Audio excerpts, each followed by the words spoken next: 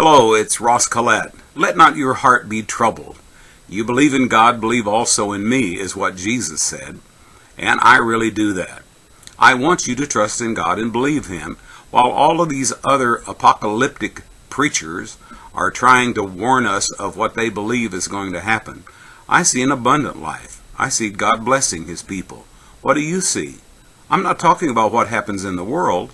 I'm talking about what happens to you and I as believers. A preacher called me. He was selling dried beans or something on this survival food. And he said, "Oh, Brother Ross," and he was very sincere, "the devil is using you to tell people to trust in God." And I thought, dear Lord, what is God using you to tell people to trust in the devil? No, I trust in the Lord. You know, you and I'm going to have an abundant life. I believe not in dried beans and a survival food.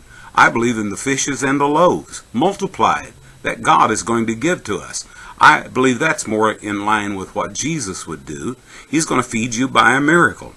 In this wilderness of North America, I'm going to tell you, God will feed us by a miracle. And just like He did in the Bible days, He will feed you like in Psalm 78 and Psalm 105.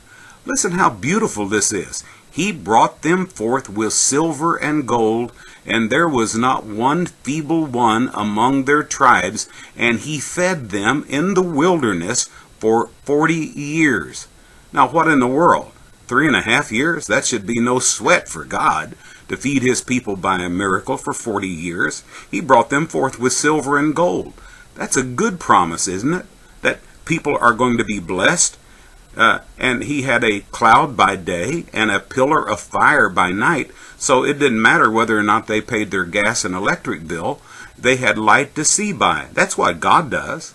Jesus said Elijah himself was also upon the earth for the 3.5 years of the drought. But did you know the ravens brought him food every morning and evening, and he was by the only brook that had water in it, the brook Cherith. I've been there to that very spot. I believe God will do the same for you. I'm not afraid of what's going to happen. I am a believer in Jesus Christ. You need to contact with me. I'm telling people to trust in God. And it's not for the world, it's for God's people. Get in touch with me. It'll make your day brighter.